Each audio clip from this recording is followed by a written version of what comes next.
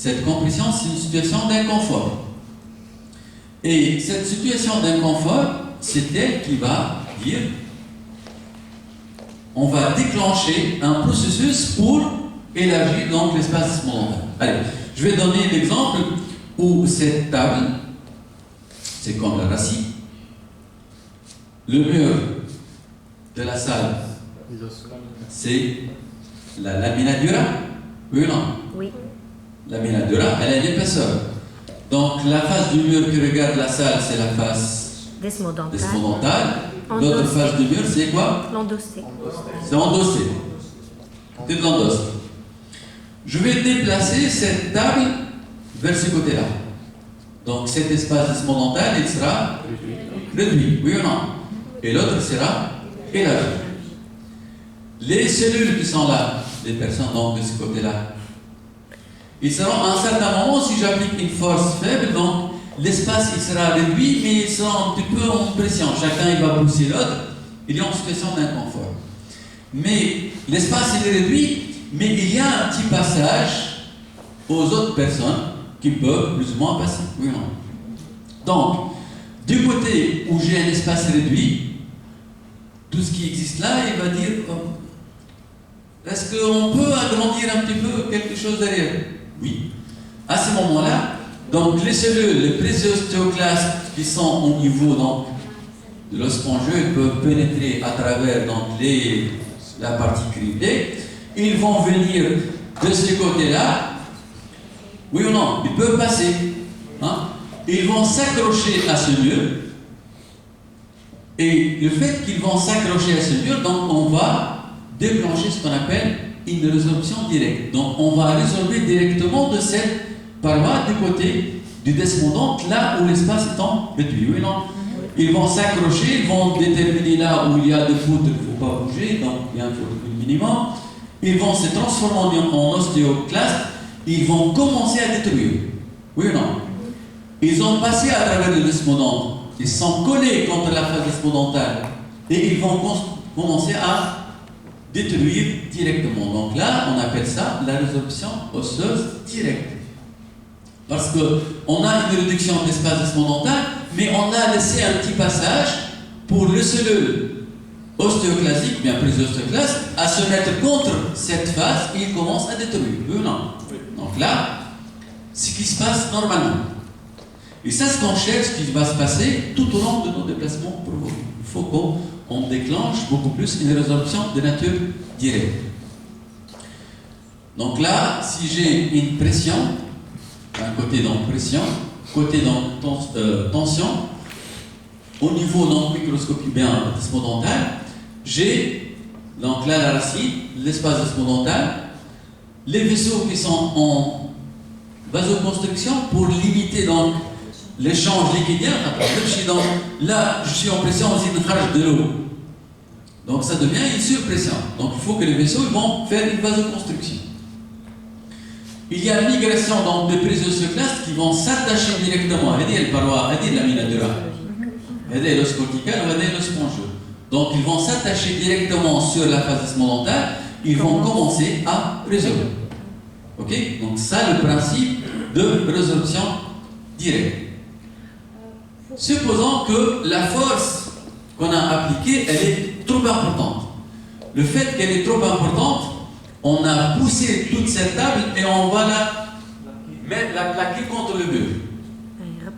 Donc si on va la plaquer contre le mur, ces personnes ici, ils vont être comprimés directement entre deux surfaces dures. Les vaisseaux, essentiellement donc les cellules et les fibres seront complètement comprimés.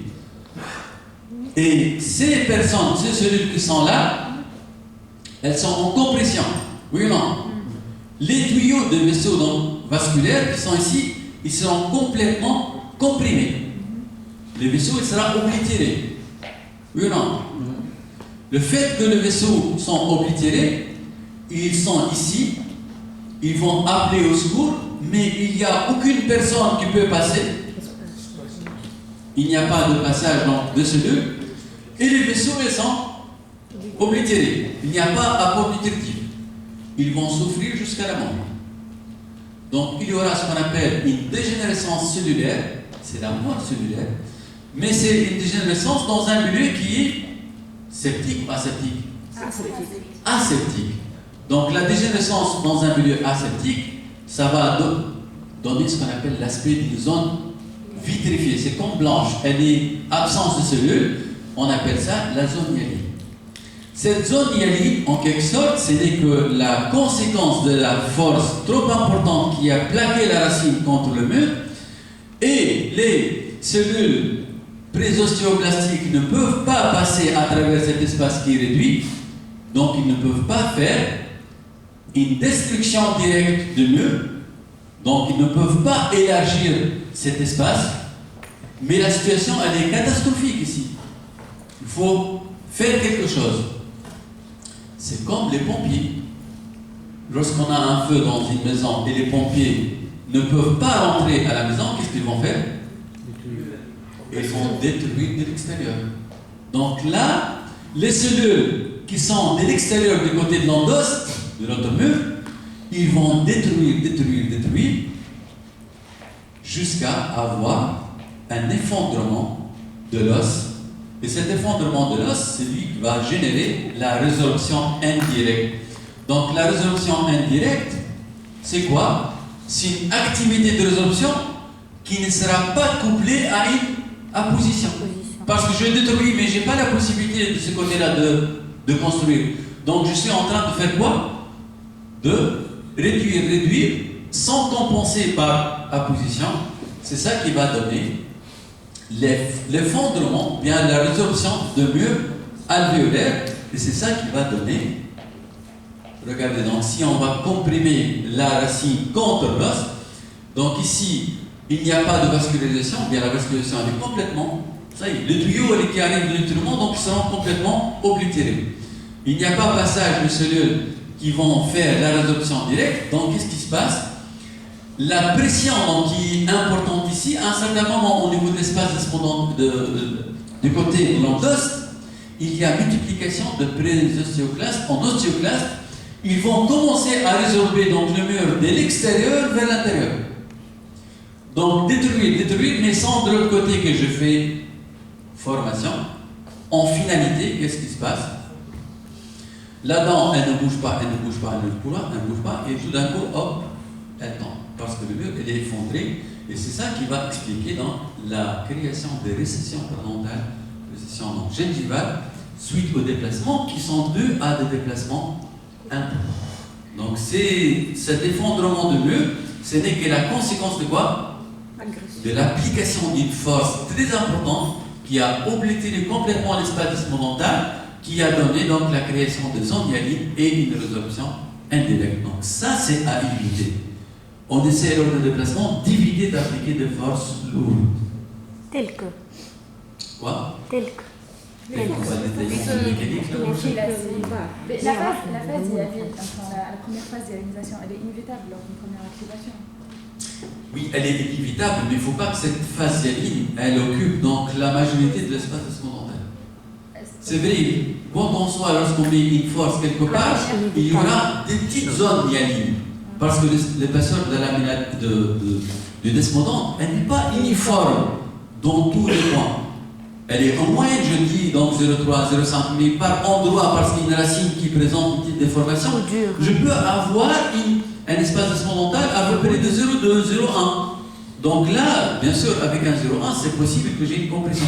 Mais la zone hyaline, elle sera minime. Elle n'est pas sur une grande surface. Donc là, c'était la différence. La deuxième question, c'est que Ouais. quand on met beaucoup de temps lors de deux activations, c'est par exemple si un patient Ça, vient c'est mon mari. non, mais la zone hyaline, elle va revenir une autre fois. Non. En fait, la zone hyaline, elle sera considérée après comme étant un élément exogène, donc un élément qui n'est pas conventionnel. Une fois que la dent elle se déplace, il sera considéré comme étant une entité à éliminer. Ce sont les macrophages qui vont un peu résorber cette zone hyaline, cet aspect vitrifié, parce que c'est une dégénérescence cellulaire. On ne va pas redonner une vie à ces cellules qui sont déjà mortes. Il faut donc les éliminer par une réaction d'effet de macrophage. Et c'est pourquoi je vais parler de la notion de résorption qui sera au niveau apical en partie par les ostéoclastes, Mais si la résorption elle est un peu latérale, c'est à cause de ces cellules de macrophages qui peuvent éliminer les zones hyalides et peuvent aussi éliminer un peu de ciment. Je peux avoir une résorption latérale à cause de la fréquence de ces zones hyalides ou bien l'importance de la zone hyalide. Donc, force lourde, elle va générer un déplacement, plutôt une résorption de nature indirecte. Force légère et résorption directe. Oui. Dans le cas de déplacement dentaire et l'apparition de fibres gingivales suite au déplacement, oui. Est-ce que ça peut être expliqué par ce mécanisme de résorption indirecte? Non, en fait, la formation de plis gingivales, c'est essentiellement un déséquilibre entre la vitesse de déplacement et la maturation de tissu parodontal gingival, donc tissu mou, qui suit donc ces déplacements osseux. Parce que je n'ai pas encore détaillé, je dis que la dent, elle se déplace avec son système péridentaire, oui ou non? Ça a été montré même par l'étude d'Achaouli, donc qu'en faisant des tatouages au niveau de la gencive, soit attachés ou même libres, les tatouages, ils suivent la dent. Ça veut dire aussi qu'on déplace la dent avec de l'os et de la gencive. Donc la gencive qui suit ce déplacement dentaire, sa maturation au niveau épithélial, elle est un peu plus lente qu'au niveau osseux. Ce qui fait qu'il y aura à un certain moment une formation d'un plissement gingival, et c'est ça qui peut parfois bloquer les déplacements dentaires. Donc il y a des petits déplacements, un pli, c'est une vitesse accrue. Soit une vitesse accrue, soit que suite à l'extraction, il y a une fracture d'une paroi de l'alvéole. Avec elle, je peux donner des extractions à visée orthodontique, mais c'est un l'élévateur. L'élévateur, il écrase la paroi alvéolaire, la crête de la paroi alvéolaire, où il y a un effondrement osseux de telle sorte que la gencive tombe. Je il y a l'hypertrophie, mais j'ai une possibilité de ce pli gingival. Il y a les deux explications de ce pli gingival. Pardon, tout à l'heure, vous venez d'expliquer que le phénomène de remaniement osseux, ça se passe au niveau des sites spécialisés, les UMB, avec une unité mécanique de base, oui. De base. Ceci, est-ce que, c'est-à-dire par le phénomène de substitution de 5 phases arrive est-ce que ce mécanisme se passe aussi bien dans le cas de résorption indirecte? Dans le cas de résorption indirecte, donc c'est la surface osseuse du côté des descendants, elle est bloquée. Maintenant, déjà, c'est clair. Donc, de ce fait, on a beaucoup plus de résorption. Mais la position. Je n'ai pas la possibilité de faire de la position. Parce que je n'ai pas atteint encore donc, la zone où je devrais sauver les cellules qui sont là. J'ai beaucoup plus de résorption. La phase de la position, elle peut se faire uniquement derrière. Mais il est derrière, une épaisseur corticale, elle est fine.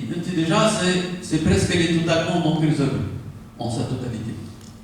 Pour vous dire que cette notion de couplage au niveau des unités multinucléaires de base, le nombre d'unités multinucléaires de base et l'anakbir, il est très important. Il est dû aussi à l'absence de ligaments. De ligaments. Ici, je n'ai pas de ligaments. Donc, je ne vais pas garder une attache entre la racine ou l'alvéole. فهمتني شنو شويه؟ ربي سميه. معناها فما un autre mécanisme qui se déclenche du fait de l'absence des fibroblastes, l'absence des ligaments alvéolaires. La différence au niveau de face et au nombre d'unités, c'est dans le but de garder tout le temps une attache de la racine ou l'alvéole. Quand on a des résorptions indirectes, je ne cherche pas que la dent reste encore attachée, je ne suis pas en train de résorber des fibres. Le FMECH est aussi une activité couplée des fibroblastes dans le cas des résorptions directes. C'est beaucoup plus une activité des ostéoclastes. C'est pourquoi elle est importante et sans remontage. C'est une destruction donc sans reconstruction. Le résultat d'une résorption indirecte, finalement, c'est la conséquence d'un nettoyage fait par les macrophages. Très important. C'est un nettoyage fait par les macrophages. C'est une résorption faite par Attaquer les options radiculaires au déplacement avec de forces importantes. Exactement. Et il est dû aussi à l'action des macrophages quand elles sont en train d'éliminer donc les zones hyalines. Plus il y a des zones hyalines kbira, plus donc les temps de l'activité de macrophage kbir, plus on a un fameux risque de aussi toucher quoi? Toucher la racine. Et بعد monsieur يعني بعد ما يكملوا الماكروفاج يقعد هذيك شنو فارغ l'espace Et tu connais un petit peu dessus. Les mobilités ou à la récession. Sur le plan parodontal, avec le niveau d'os qui a migré, avec un chauffe des récessions qui peuvent se créer. Ou sur le plan essentiellement radiculaire, on ne peut pas visualiser la racine dans toute cette partie, c'est probablement que la surface, elle est un peu grignotée. نشوفوها في اللوندو. شوفوها. عامل l'appareil قبل. Voilà. Du côté de la tension, donc l'effet de l'activité, donc de la force. Côté de la tension, donc côté tension, on a l'espace fondamental qui est là. L'équilibre dit quoi? Réduire l'espace fondamental et garder épaisseur constante, oui ou non? Donc je vais avoir une activité au niveau de la face fondamental, une activité d'apposition, parce que l'espace est on va ramener donc les ouvriers pour de nouveau construire. On construit donc le mur du côté descendant et on va transformer l'os du côté d'os cortical en os spongieux du côté de l'endos. Donc c'est l'équivalent de résolution. Donc si je prends une coupe de la dent, racine pulpe, là c'est côté tension,